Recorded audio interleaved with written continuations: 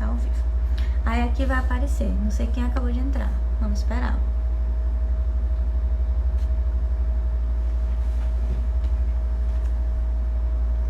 Ó, Assembleia de Cristo iniciou um vídeo ao vivo.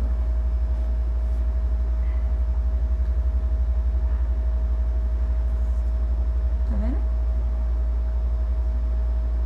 Pode falar, pai. Bom dia.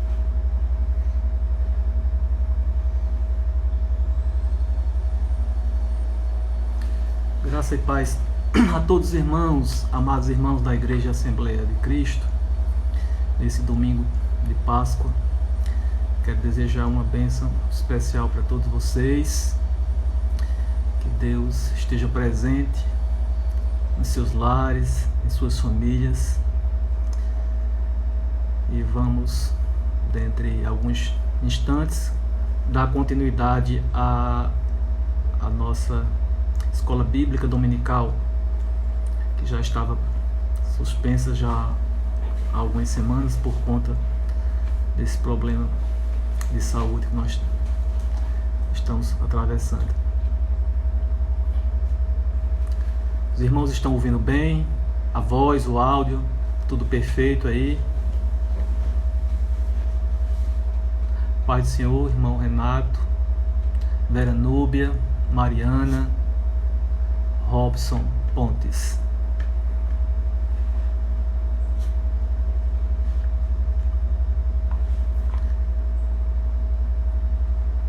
Manuel Maurício, irmão Maurício, Pai do Senhor.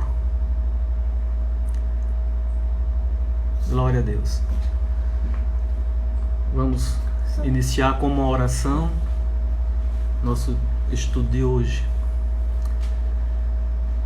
Senhor nosso Deus, nosso Pai, nós te louvamos, te bendizemos pelo dia de hoje, pelas tuas misericórdias que se renovam nesta manhã.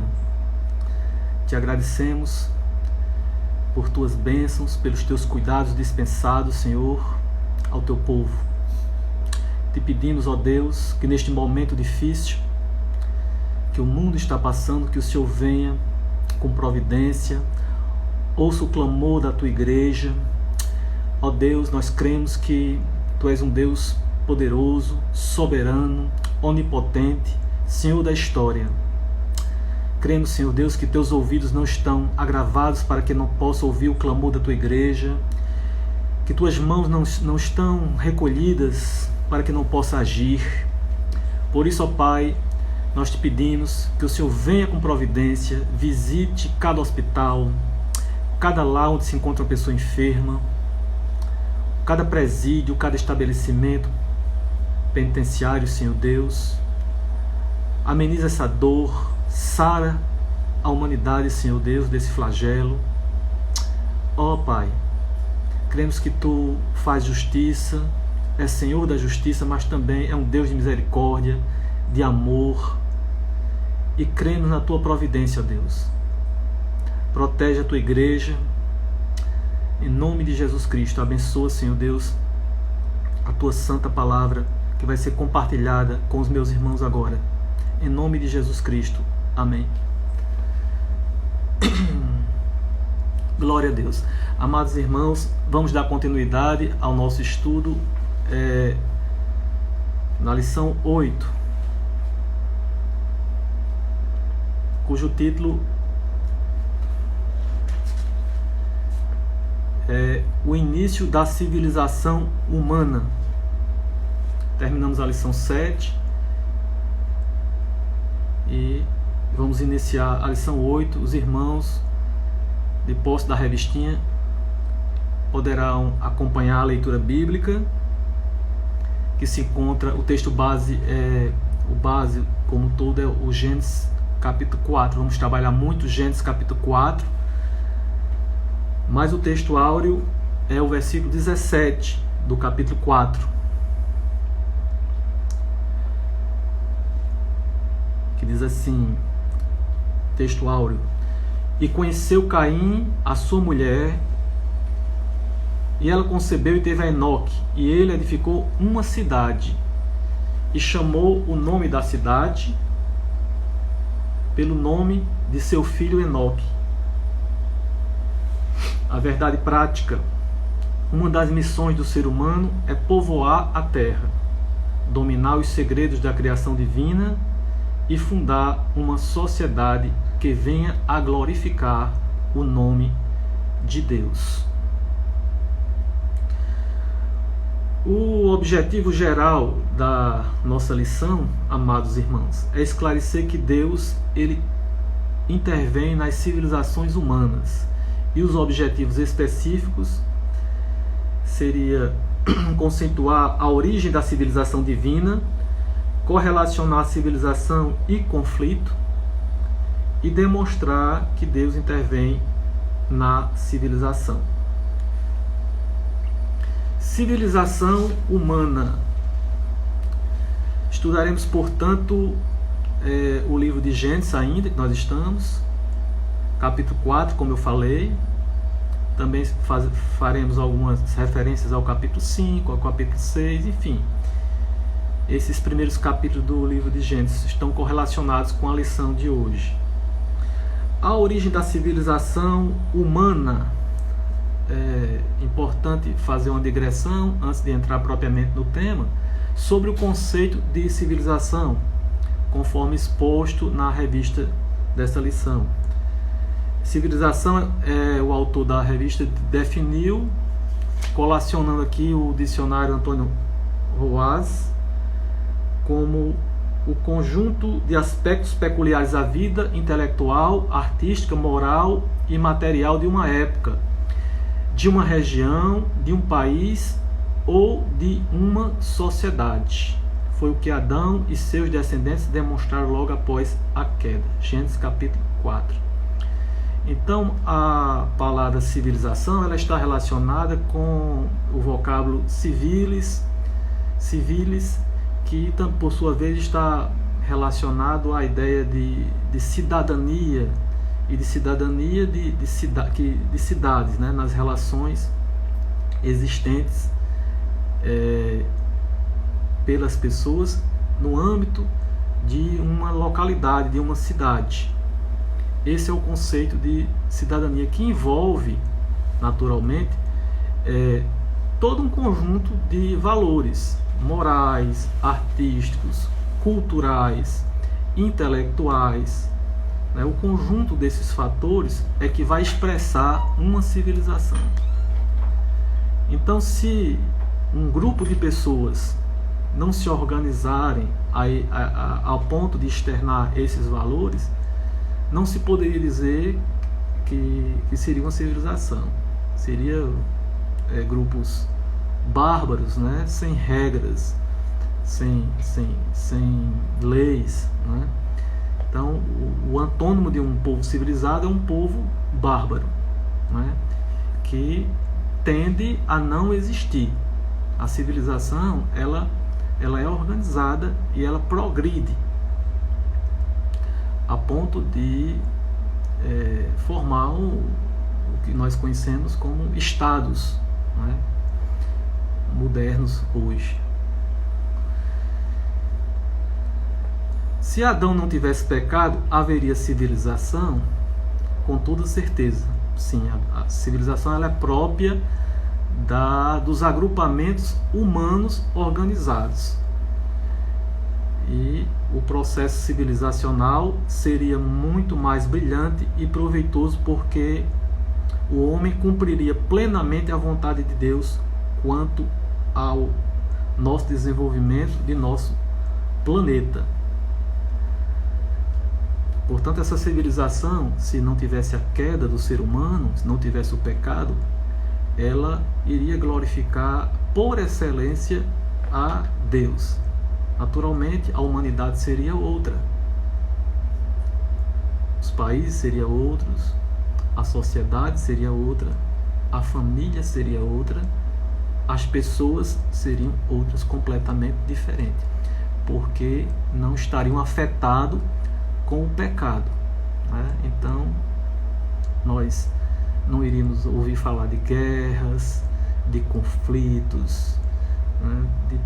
Desses problemas que existem a nível internacional, e também não iriam ouvir falar dos problemas que existem nas cidades, a vida urbana. 2. O casamento como base da civilização. A civilização humana teve início quando Adão recebeu Eva como esposa. Está registrado no livro de capítulo 2, Gênesis 2, versículo 18 a 25, que nós já tratamos em aulas anteriores. Naturalmente, para que haja uma civilização, tem que ter uma sociedade. Para ter sociedade, naturalmente, tem que ter pessoas. Então, a base, o embrião de uma civilização desponta da união dos nossos primeiros pais, Adão e Eva. A partir daí é que surgiu a família. Nós já vimos também esse assunto. A família, não somente, mas a nação, o povo e o Estado se tornaram possíveis. Porque o Estado, apesar de existir várias teorias, nós cristãos nos filiamos à teoria segundo a qual esse Estado ele se originou da família. É a teoria do político inglês Robert Filmer, na Inglaterra.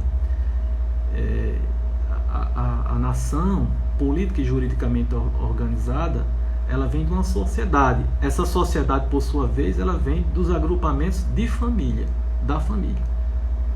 Então, sem família, não existiria essa sociedade. Sem essa sociedade, não existiria a organização. E sem essa organização, através da imposição de regras jurídicas, não surgiria os estados como nós concebemos como tais dentro da ciência política. Portanto, sem o casamento, cujo real modelo encontramos na Bíblia,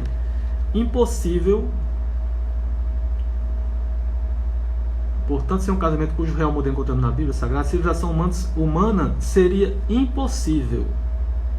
Aliás, até a própria Igreja de Cristo, apresentada como a sociedade perfeita, tem no casamento bíblico a sua base espiritual, moral e emocional. Ele faz referência ao texto do casamento, dos deveres do homem, de uma mulher, que também nós abordamos isso, e trata isso como paradigma de modelo da civilização humana com o casamento. 3. A subsistência da civilização. A Bíblia Sagrada apresenta o trabalho não como fim em si mesmo, mas como meio à subsistência humana.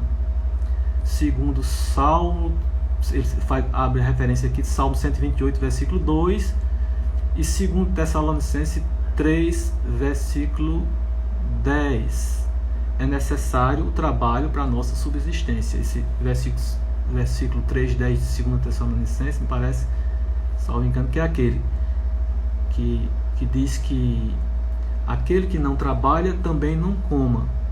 Então a base da nossa subsistência é o trabalho. O trabalho sempre existiu, sempre existirá. A diferença é que hoje o trabalho, depois do pecado, da queda do ser humano, é um trabalho árduo, penoso, fadonho. E antes não era. Era um trabalho proveitoso, era um trabalho próspero. Não tínhamos que enfrentar as adversidades da natureza. Tudo era muito farto. Acredito que os nossos pais, Adão e Eva, eles praticamente colhiam em abundância, praticamente colhiam mais do que plantavam, né? A própria natureza por si só já era muito graciosa, e quando veio a queda, esse trabalho ele aumentou.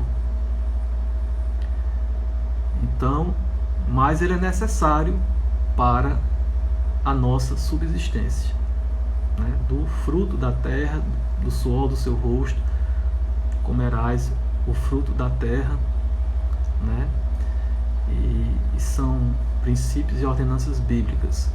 Então, após a queda, o trabalho humano tornou-se cansativo devido à enfermidade do planeta.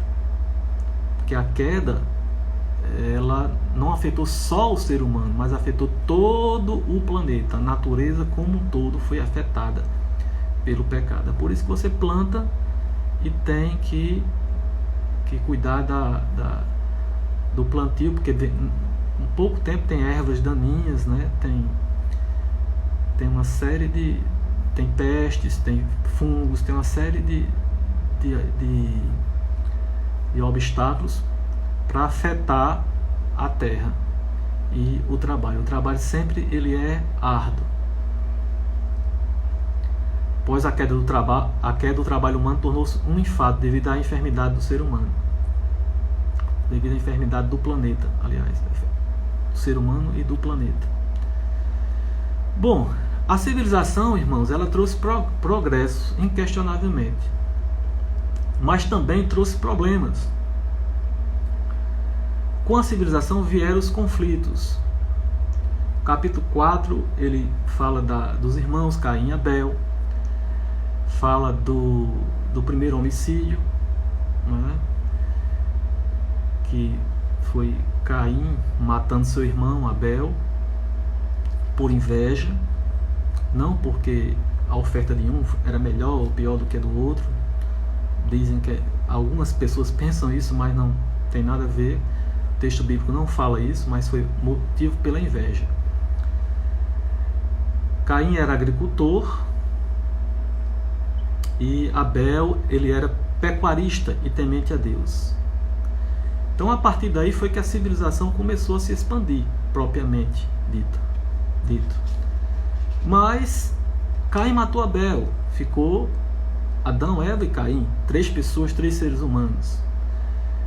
E diz a Bíblia que Caim, ele é errante e marcado por Deus. Ele, em vez de cumprir o castigo de Deus, né, que era ficar errante mesmo e desolado, ele, para se proteger, veja a ambição do coração dele, ele criou uma cidade, fundou uma cidade e colocou o nome dessa cidade de Lameque, em homenagem ao filho dele Lameque. Lameque, não o pai de Noé, outro Lameque, o filho de Caim, Lameque. Tem 2 Lameques na Bíblia. E essa cidade foi fundada por Caim após ele ter assassinado Abel. Essa cidade de Enoque, ela foi marcada pela violência, diz a Bíblia, pela banalidade quanto à vida humana. Esse Lameque, que era um dos netos de Caim, matou 2 homens e ainda fez um poema e recitou para suas mulheres. Lameque, além de assassino, violento, ele foi também o primeiro bígamo, a bigamia. Ele tinha 2 mulheres. A bigamia foi estabelecida na Bíblia por vontade humana, nunca pela vontade do Senhor. O Senhor tolerou a bigamia, né? Jacó, outros patriarcas tiveram mais de uma mulher, mas a Bíblia diz que sempre tiveram problemas. Jacó teve problemas, Salomão teve problemas, Davi teve tragédias por conta desses problemas. Foi tolerado, mas nunca permitido a bigamia. O modelo bíblico de casamento é o monogâmico, segundo a vontade do Senhor. Então Lameque foi o primeiro bígamo da Bíblia. E desde então a violência vem sendo celebrada em poemas, crônicos, romances e filmes, mas virá o tempo em que os homens não mais aprenderão a se matarem, segundo Isaías 2, versículo 4.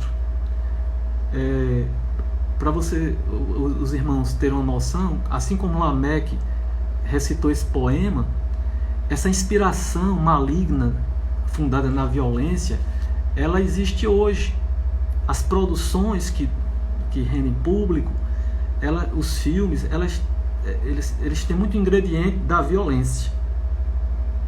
E de acordo com a Bíblia, os perversos não conseguem se aquietar. São como águas que lançam de si a lama e lodo, segundo Isaías 57, 20. As pessoas perversas, violentas, elas não têm paz, são inquietas. A impiedade aprisiona o homem com ataduras, segundo Isaías 58, versículo 6. Por isso que a Bíblia nos exorta para nós guardarmos dos caminhos do violento, das pessoas violentas, segundo o Salmo 17, versículo 4. Bom, com o avanço da civilização veio a tecnologia também. A Bíblia diz que a linhagem de Caim, na linhagem de Caim veio essa tecnologia, veio o avanço de muitas coisas. Por exemplo, na descendência de Caim, Jabal, ele iniciou a atividade pecuária. Você pode conferir isso no livro de Gênesis capítulo 4. Foram descendentes de Caim. Jubal, ele já se desenvolveu. Vamos ver aqui, irmãos, para dar uma melhor compreensão. Abra sua Bíblia no livro de Gênesis capítulo 4.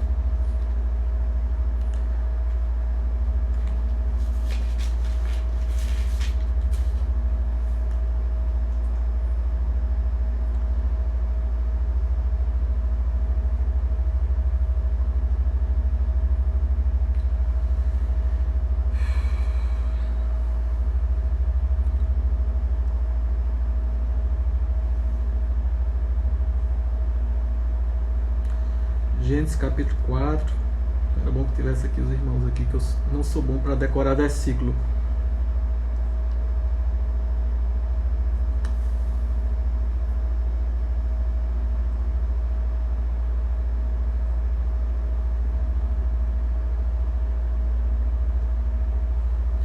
Bom, creio que seja no capítulo 4, 20. Ok. A revistinha já fala. Jabal foi o pai dos que habitam em tenda e teve muito gado. Jubal, o outro irmão, foi o pai de todos os que tocam a harpa e órgão. Então veio a expansão da musicalidade, da cultura, das artes, através de Jubal. E Tubal-Caim, o terceiro filho, ele foi um artífice, trabalhou o ferro, o estanho. Ele começou a atividade metalúrgica. Eu peço perdão aos irmãos que eu não decoro o versículo, decoro a história, mas tenho dificuldade de decorar o versículo. Então Jubal e Tubal-Caim são descendentes da linhagem de Caim. E a partir daí houve a expansão da civilização. Veja que essas bases, a agricultura, a pecuária, a metalúrgica estava relacionada à indústria, e a parte de música está relacionada à atividade artística. Elas são bases expansionistas de uma civilização, né? Está muito presente nas cidades grandes. Mas a Bíblia diz que, como eu falei, Caim foi expulso para uma cidade e criou uma cidade. Foi expulso para uma terra estranha. Essa terra é chamada terra de Nod. Nod não é um local geográfico. Não existe essa cidade. Nunca foi descoberto. Não existe. Ela está mais para uma referência de um lugar sem destino, como foi a sentença dada para Caim. E a partir dali ele fundou uma cidade. Essa cidade não quer dizer necessariamente que fosse uma cidade grande, uma cidade como uma metrópole como São Paulo. O termo hebraico para cidade aí na Bíblia é a palavra Ir, W-I-R. Significa um bairro, um distrito, uma localidade, um lugarejo. Um lugarejo. A partir daí foi que Caim, no afã de se sentir protegido, ele achava que a cidade protegeria dele, da comunidade, porque a sentença dele, ele tinha medo das pessoas matarem ele. Tanto é que ele havia sido marcado por Deus com um sinal para que ninguém o matasse. Mas ele mesmo assim, com medo, ele construiu essa cidade. E toda a construção de uma cidade, ela está relacionada a uma ambição, a uma arrogância que há dentro do ser humano.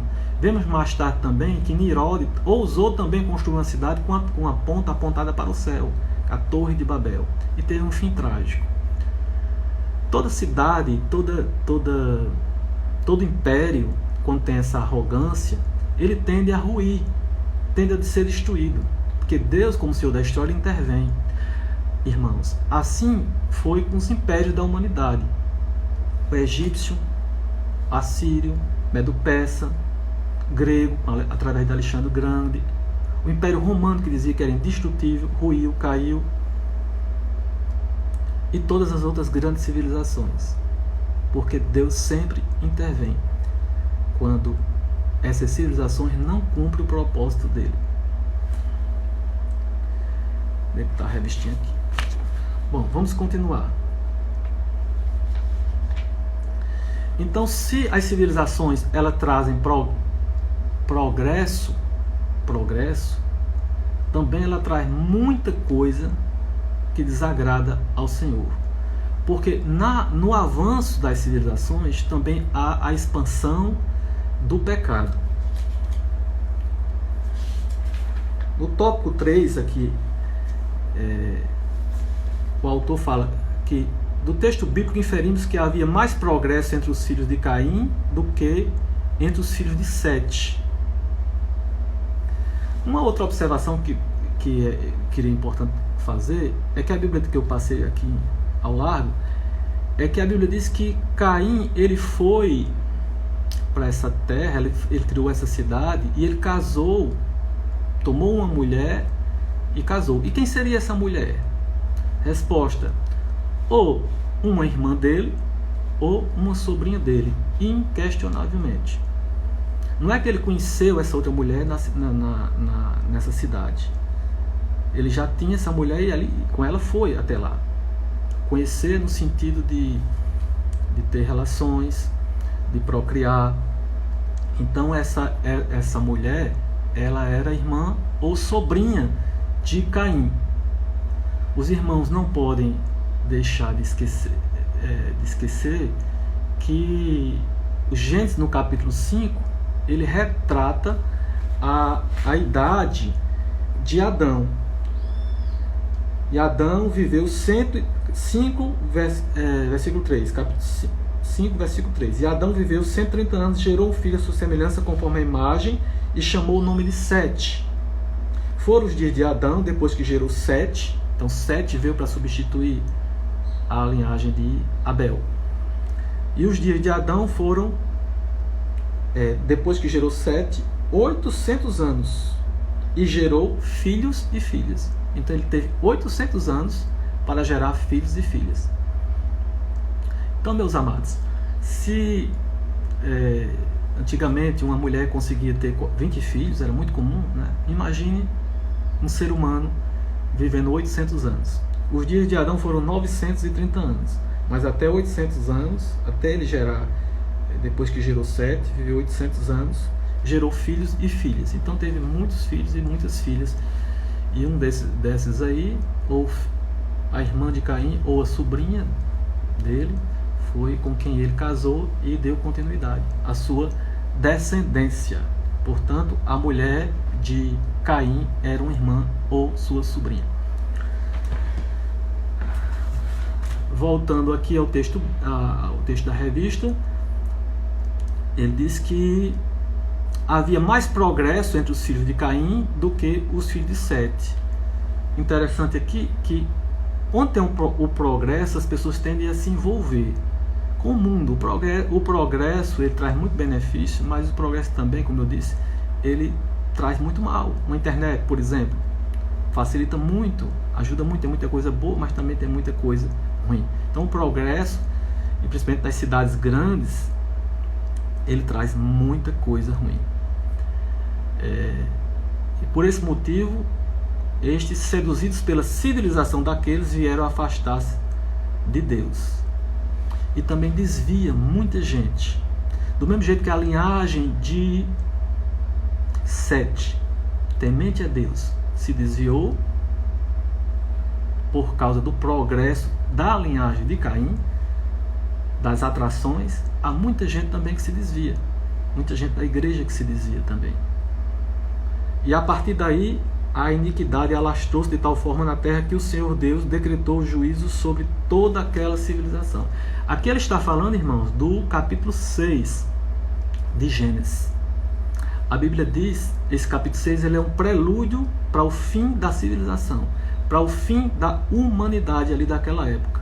Esse capítulo 6 é como se fosse uma introdução para explicar por que Deus estava exterminando a raça humana. Por quê? Por conta da expansão da maldade, por conta da corrupção do gênero humano. Diz o capítulo 6 que os filhos de Deus tomaram para si as filhas dos homens. Quem seriam esses filhos de Deus? É uma passagem muito enigmática da Bíblia. Uns dizem que eram anjos, porque o termo filhos de Deus, Benei Elohim, está relacionado significa exatamente anjos, criaturas celestiais, tal como aparece. Aí eu sei decorar, isso aí eu decorei. Jó, porque eu gostei muito, eu me encantei muito desse tema, sobre esse tema, pesquisei teve a oportunidade de pesquisar com mais profundidade esse tema de Gênesis 6. Os filhos de Deus, segundo Jó, capítulo 1, verso 6, 2, verso 1, 38, verso 7. Os Benei Elohim. E no livro de Daniel, uma passagem em aramaico, Baal Elohim, aquela parte da fornalha, que se via ali também no meio dos três ali, uma terceira pessoa semelhante aos filhos dos deuses. A expressão Baal Elohim e Benei Elohim para filhos de Deus. Só aparece para seres celestiais. Então alguns argumentam que teria que ser anjos. Mas anjos não se casam e não se dão em casamento, segundo Jesus no Evangelho de Mateus. Então, esses filhos de Deus, entendemos, segundo a visão da Assembleia de Cristo, esse assunto eu digo Assembleia de Cristo porque tive a oportunidade de também já falar algum tempo atrás com o pastor Zé Filho sobre esse assunto. Esses filhos de Deus seriam os descendentes da linhagem piedosa de Sete, que foram aqueles primeiros a invocar, a celebrar o nome do Senhor depois do pecado. Mas essa descendência ela se corrompeu, ela se envolveu, se misturou com as filhas dos homens, que seria da linhagem de Caim. Tanto que a linhagem de Caim fala-se muito, de filha das filhas, os nomes. E houve a expansão do pecado e Deus intervém na história. Acabou a humanidade ali, só foi preservada por causa do justo Noé, e seus 3 filhos e sua esposa. 8 pessoas a humanidade sobrou. Então o progresso ele traz esse problema, ele corrompe. A Bíblia diz que quem é amigo do mundo é inimigo. A amizade do mundo constitui-se inimizade de Deus. As civilizações ela traz essa sedução. O nosso Senhor Jesus ele foi tentado também para ter os reinos do mundo, a glória do mundo, o progresso do mundo, as coisas do mundo. Isso seduz. Por isso tem muita gente afastada. Porque ou você serve ao Senhor ou serve ao mundo. A linhagem de Sete ela era voltada para o Senhor. A linhagem de Caim, apesar do progresso, ela era voltada mais para a coisa do mundo. Então essa civilização era marcada também pelo pecado. E quando houve a mistura, quando os filhos de Deus possuíram as filhas dos homens, tomaram para si, começa aí a intervenção de Deus. O juízo de Deus começa a ser posto em prática.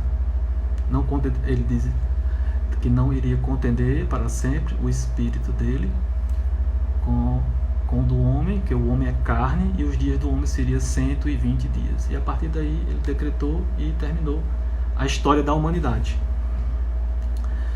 Então Deus intervém na civilização, Criador e Senhor de todas as coisas. Deus tem direito de intervir tanto na biografia de cada um de nós, quanto na vida das nações e na própria civilização. Finalmente que o Senhor Jesus é a única esperança à civilização humana.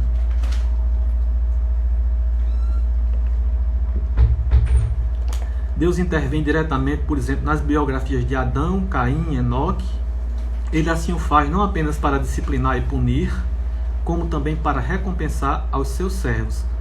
Segundo o livro de Hebreus, capítulo 11, versículo 6. Indiretamente, o Todo-Poderoso intervém através das autoridades por ele constituídas. Gênesis 9, versículo 6, Romanos 13, versículo 1 a 14. Deus não se limitou a criar o universo, nem nos abandonou, apesar de nos haver formado. Ele continua a observar atenta, justa e amorosamente todas as coisas. Conforme Gênesis capítulo 11, versículo 5, Salmo 50, versículo 21, Provérbios 15, versículo 3. E sempre que necessário intervém. Se o Senhor não agisse assim, a civilização humana, como a conhecemos, não mais existiria. Então foi devido à intervenção de Deus, à misericórdia de Deus, que Deus preservou e resolveu refazer e repovoar a terra após o dilúvio. Ele extinguiu aquela geração pré-diluviana por conta da maldade. Não tinha mais por onde haver tanta maldade na face da terra naquela geração. E preservou Noé e refez o plano dele. E através da linhagem, né, de Sete, Noé, veio até o Senhor Jesus Cristo, que é nosso Redentor eterno. A intervenção na história da civilização. No período da história sagrada, abrangendo o Antigo e o Novo Testamento, Deus interveio diretamente na civilização por ocasião do dilúvio e da Torre de Babel. A Torre de Babel também foi outro exemplo de intervenção de Deus, por conta da arrogância de Nimrod, daquela civilização que quiseram construir uma torre. Nós já falamos desse assunto também. Quiseram, através de uma cidade, se proteger e externar a arrogância. Deus vai, intervém, destrói, confunde as línguas. E desde então vem o Senhor intervindo na história por intermédio de reinos e impérios, a fim de impor a sua vontade, soberana aos rebeldes e apóstatas. A única coisa, irmãos, que subsiste é a igreja do Senhor Jesus Cristo. Contra ela, as portas do inferno não prevalecerão nunca. Todos os impérios ruíram, terminaram. A igreja de Jesus é que subsiste para sempre. E aproveitando essa oportunidade, quero dizer que, apesar de nós sermos civis, né, cidadãos, devemos participar do processo político, nós não devemos esperar de política. A igreja não precisa de política, necessariamente. O período que a igreja mais cresceu na humanidade foi o período que ela foi mais perseguida. A política, o mundo decaído, ele nunca será aperfeiçoado, aprimorado pela política. O mundo decaído não, o ser humano não. É claro que nós precisamos, por conta dos serviços públicos, do bem-estar coletivo, mas como ser humano, como pessoa, para exterminar o pecado do coração humano, para nos tornarmos pessoas mais bondosas, generosas, afetivas, para perdoar, para termos as marcas de um cristão verdadeiro. Nenhum político faz isso. Nenhum político. As pessoas sim. Por isso, feliz a nação, o povo, cujo Deus é o Senhor. Não é? Então, é o povo, porque a nação também, um dos elementos da nação é o povo. Base, território e povo. Então tem que ter o povo. É o povo que tem que mudar. É o povo que tem que se converter. É o povo que tem que clamar. Se o meu povo orar, clamar, se humilhar, o povo, as pessoas, eu, você, a igreja. Então Deus intervém. Vê-se, pois, que a intervenção divina na civilização jamais foi interrompida. De Adão aos nossos dias, o Senhor sempre interveio na história humana. De outra forma, a humanidade seria inviabilizada. Jesus Cristo, a única esperança para a civilização humana.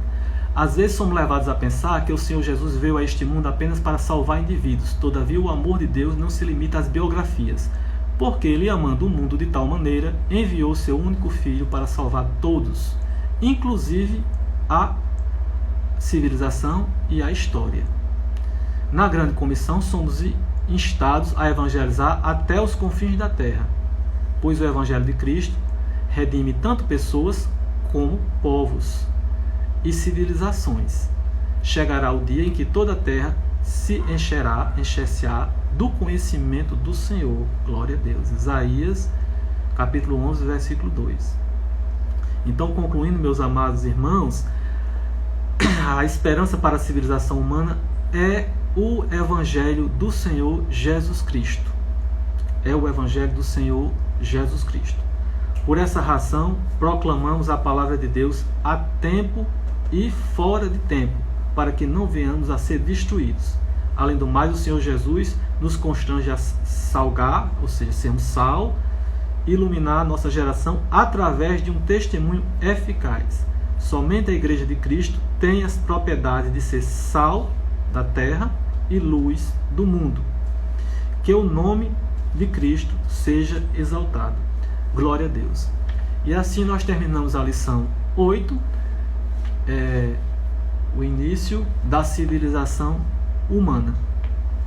Desejo a todos os meus estimados irmãos um domingo abençoado, em nome do Senhor Jesus Cristo, e que o sangue do Senhor Jesus Cristo esteja presente sempre em nossas vidas. Feliz Páscoa, que possamos celebrar com a liberdade, crendo naquele que morreu, que ressuscitou, que faz nova todas as coisas. Se o Filho nos libertar, vos libertar, seremos livres. É nisso que nós cremos, né? Então, em nome da liberdade, porque a Páscoa também é uma celebração de libertação. A origem de Páscoa, de passagem, é de libertação da escravidão egípcia para uma nova vida. Então, em Cristo, nós temos essa liberdade. Em nome de Jesus, Deus abençoe a todos vocês. Para a honra e glória de Deus, tenham um domingo abençoado. Amém.